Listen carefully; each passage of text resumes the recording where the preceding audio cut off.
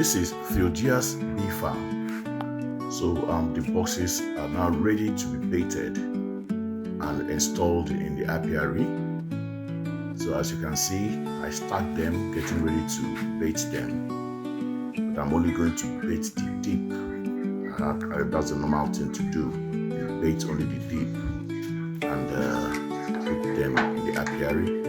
Then when the time comes, you now add the super.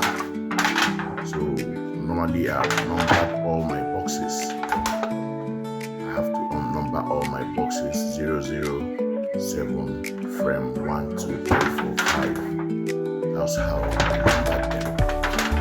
Each box has its own number, starting from 001, which has been colonized. 002 is already in the farm. Then these ones start from 003. So I'm going to have a total of 8 boxes in my apiary here. So I've numbered all of them accordingly. So the number is for record purpose. You don't just number. You number so that whenever you go for hive inspection, you use the number to keep your records. So as you can see, this is the baiting process. So I'm rubbing this. This is a melted wax.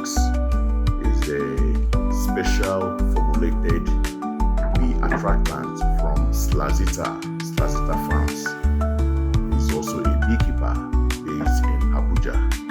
So I ordered the attractant and it arrived here in Umuahia. So as you can see, I'm baiting and rubbing each of the frames under the frames. You can see that I'm rubbing under the frames. The wax are being applied under the frame. Reason being that the bees will follow. When the box gets colonized, the bees will follow the scent of that bee wax to build their combs. So that's basically why you rub under each of the frames. You apply the beeswax on top of the frames also, just for the smell to attract them. So I'm not alone. My cousin is also helping me out in the baiting process. So after baiting the frames, I'll also apply inside the boxes. You can see that I'm rubbing the beeswax inside the boxes, and I'm rubbing also at the entrance, which is the first point of call, because that's where the scout bees will first of all sense that there's an empty house here for them. Once they come from the hole there, they will now enter the inside. So the beeswax inside will make them have a feel of, old brood that bees lived in that box.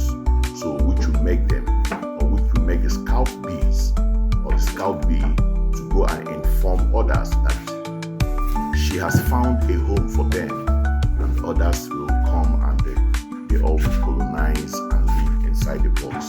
So that's the main purpose of baiting the boxes. You can see me carrying the boxes for baiting while my cousin is busy baiting his own.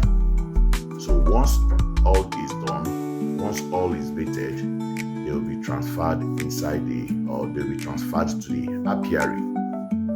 I've already built the stand for them. So you can see as he is rubbing under the frames while I'm busy baiting inside the boxes and at the entrance. So without this, bees will not come. So I have to bait them so that it will look as if bees already occupied these frames or the boxes, so that the scout bees will go and inform others that they have found a new home for them to live in. So that's why we are baiting them.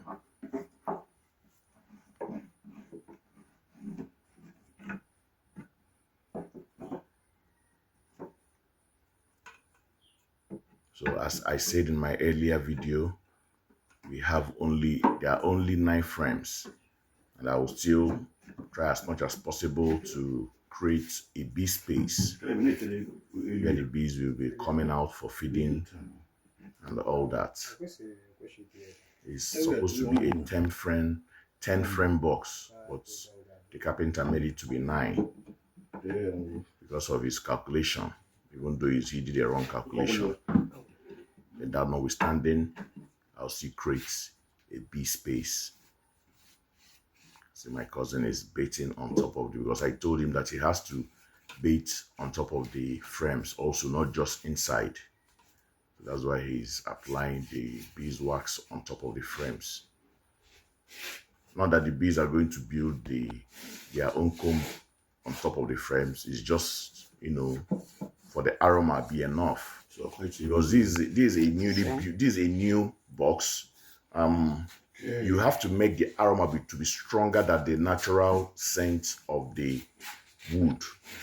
You have to make the aroma of the beeswax to be stronger than the aroma of the wood, so that it will attract the bees well. So that's why I have to apply on the frame. So as you can see, I've already installed them. I already have a stand that I constructed, and I have placed them on top of the stand. I would have used a iron stand to do it, but from experience I saw from another beekeeper in my area, they will just push down the box and make away with your stand, with your iron stand. So I decided to go for bamboo. So I used bamboo for my stand, even though I can still use planks. So you can see my number, TBF, stand for Theodia Bee Farm. So each of the frames, each of the boxes have their own unique number. So talking about the stand, it's better to use wooden stand, either bamboo or wood. It will save you costs, and for security reasons also. So this is the first hive that got colonized. You can see the bees, they are all back. This is around some minutes to 6 p.m. in the evening. They've all come back to their nest after a hard day job and a busy day, as the bees are always busy. You can see them there, resting for the day. So this is the first box that got colonized.